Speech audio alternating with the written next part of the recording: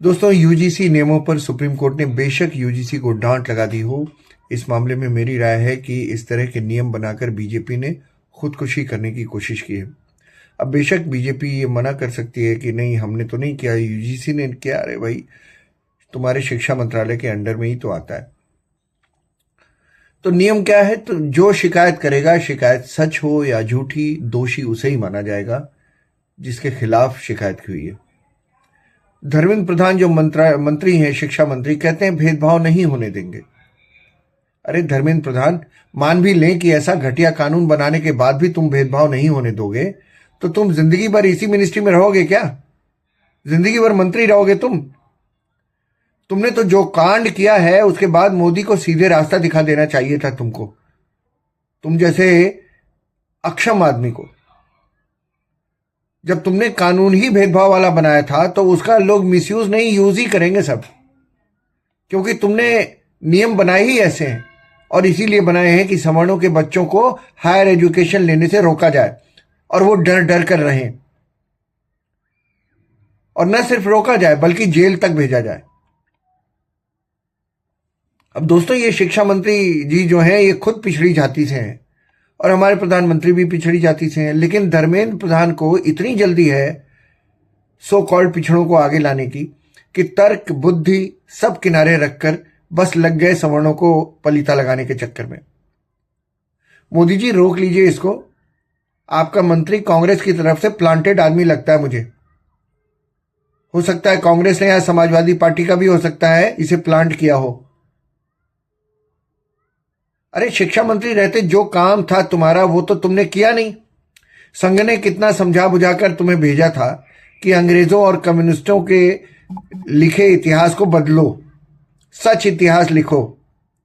जिस इतिहास को तुम गालियां देते थे उसको कितना खत्म किया तुमने, बता दो। जो असली काम था वो तो भूल गए, या शायद तुम में दम नहीं था, तुम्हारी सरकार में दम नहीं था कि कम्युनिस्टों के लिखे झूठे और अपमानजनक इतिहास को मिटा देते और इस देश का इतिहास लिखते, सच्चा इतिहास। गट्स चाहिए इसके लिए धर्मेंद्र प्रधान। तुमने ये नियम कैसे बना दिया कि जिसके खिलाफ शिकायत हुई उसे शिकायत होते ही दोषी मान लिया जाए? उसका तो करियर गया और तुमने अगड़ों और पिछड़ों को आमने सामने खड़ा कर दिया और इस बात को कानूनी जामा भी पहना दिया कि पिछड़ों, आओ तुम अगड़ों का जीना मुहाल कर दो, इनकी ऐसी तैसी कर दो, मैं तुम्हें कानूनी संरक्षण देता हूं। अगर सुप्रीम कोर्ट ने रोहित वेमुला केस के बाद गाइडलाइंस एससी एसटी के लिए बनाने को कहा था तो तुमने बैकवर्ड क्यों जोड़ दिया भाई? उसमें चालाकी दिखा रहे थे आप धर्मेंद्र प्रधान, या पिछड़ों के मसीहा बनने की कोशिश में एक्सपोज हो रहे थे? दूसरी बात कि क्या सुप्रीम कोर्ट ने यह भी कहा था कि जो शिकायत करने वाला हो, अगर उसकी शिकायत झूठी पाई जाए तो भी उस पर कोई एक्शन ना हो, उसे जाने दिया जाए? यह कहा था सुप्रीम कोर्ट ने। तो सुप्रीम कोर्ट की आड़ मत लो। बिना सुप्रीम कोर्ट की आड़ लिए यह बताना होगा कि धर्मेंद्र प्रधान ने बतौर मंत्री ये क्यों किया। यह कानून तो बिल्कुल वैसा ही है जैसा एंटी कम्युनल बिल लाया गया था यूपीए के शासन में कि दंगा कोई भी समुदाय करे, दोषी हिंदू ही माना जाएगा। गजब है भाई, नंगे हो गए हो तुम लोग सब के सब। दरअसल तुम में और कांग्रेसियों में कोई फर्क नहीं है। हैरानी की बात यह है कि फर्क है, एक फर्क है कि तुम ऐसे नहीं थे और छिपे हुए ऐसे हो। कांग्रेसी खुलकर कहते हैं कि हम ऐसे ही हैं, तो वो बेहतर हुए तुमसे। हैरानी की बात यह है दोस्तों कि 8 दिसंबर 2025 को जब यह रिपोर्ट संसद की स्टैंडिंग कमेटी के सामने रखी गई तो वहां भी किसी ने इस पर ध्यान नहीं दिया। वहां बल्कि सबने कहा कि इसमें बैकवर्ड्स को भी शामिल कर लेना चाहिए। क्यों करना चाहिए? क्योंकि सभी पार्टियों को यह बात सूट करती है पॉलिटिकली, सबको राजनीति करनी है।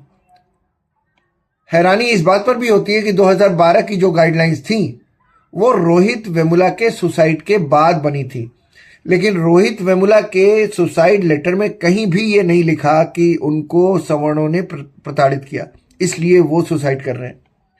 यहां तक लिखा है कि किसी दोस्त या दुश्मन को मेरे सुसाइड के लिए टारगेट ना किया जाए।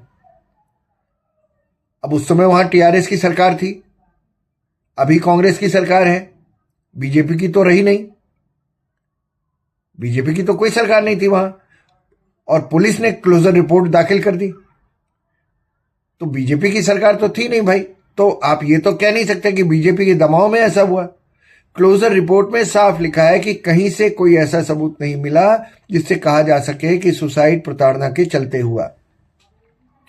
इसके बावजूद इतना हो हल्ला मचाया गया पूरे देश में क्योंकि मुद्दा बनाना था। अब ताजा मामले में तो धर्मेंद्र प्रधान ये कहकर भी बच नहीं सकते कि यूजीसी ने कर दिया।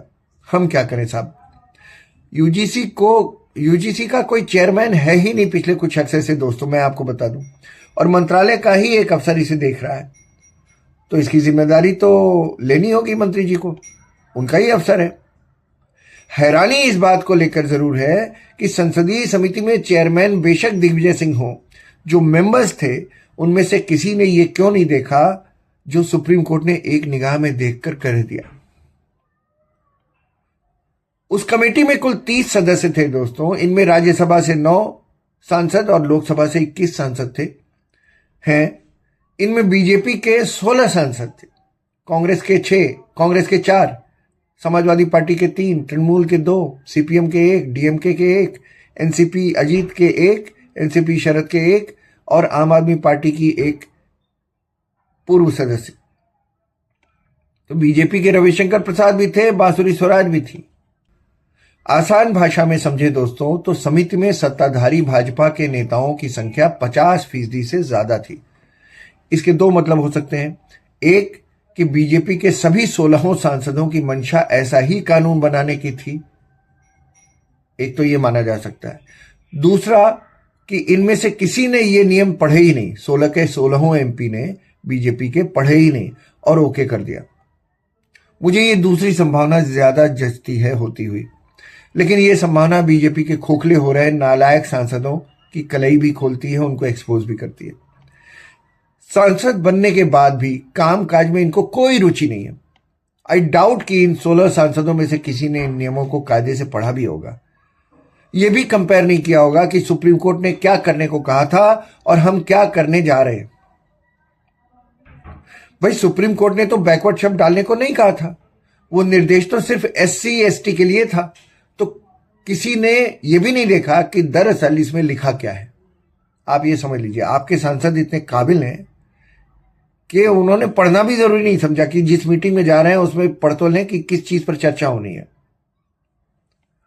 तो दोस्तों ये घटना हमारे पार्लियामेंट्री कामकाज की एक्चुअली पोल खोलती है।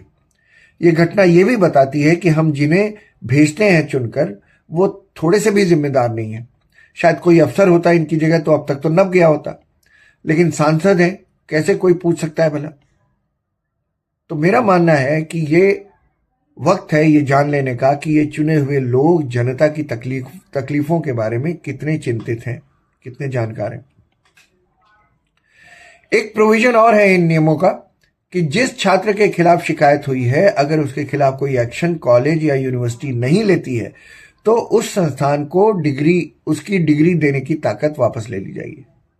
मतलब ये ताकत आप ले लेंगे लेकिन उस घटना की जांच नहीं कराएंगे। जांच के लिए जो समिति बनेगी उसमें हर वर्ग के सदस्य का प्रतिनिधि होना चाहिए, ऐसा लिखा है। SC का होना चाहिए, ST का होना चाहिए, बैकवर्ड का होना चाहिए, सब लिखा है। लेकिन यह नहीं लिखा है कि सामान्य वर्ग का भी कोई एक प्रतिनिधि होना चाहिए। क्या सवर्णों के खिलाफ टिप्पणियां नहीं होती? उनकी जाति का नाम ले लेकर क्या टिप्पणियां नहीं की जाती? मैंने तो कितनी सुनी है। लेकिन वो कहीं शिकायत करने जा नहीं सकता। आपको दोस्तों पता है कि गाइडलाइंस में क्या लिखा है? लिखा है कि अगर किसी को महसूस भी हुआ कि कोई सवर्ण छात्र उसकी जाति को लेकर टिप्पणी कर रहा है, महसूस भी हुआ, तो भी वो शिकायत कर सकता है।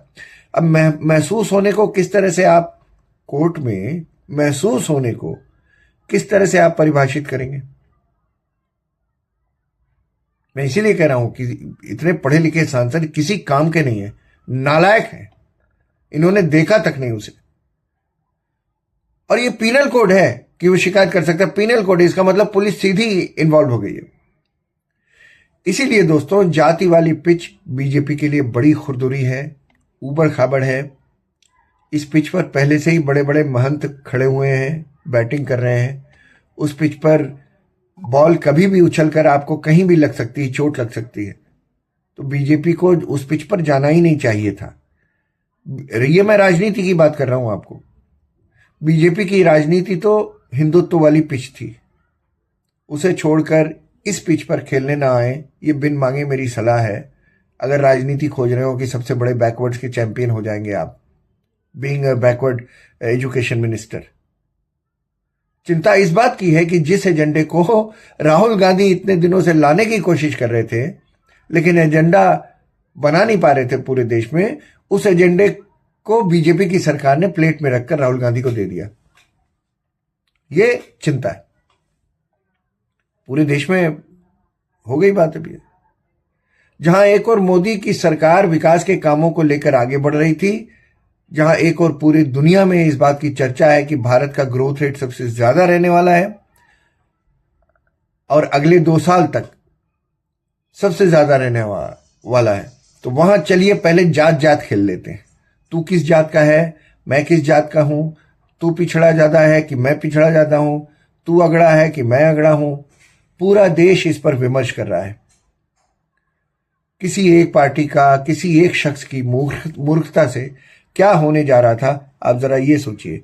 और अगर सुप्रीम कोर्ट ने बड़ी बुद्धिमानी की, सुप्रीम कोर्ट ने, मैं तो सल्यूट करता हूं सीजेआई को, अगर वो ऐसा नहीं करते तो इस देश की सड़कों पर 2 वर्ग आपस में लड़ रहे होते और देश में वही हो रहा होता जो राहुल गांधी चाह रहा था।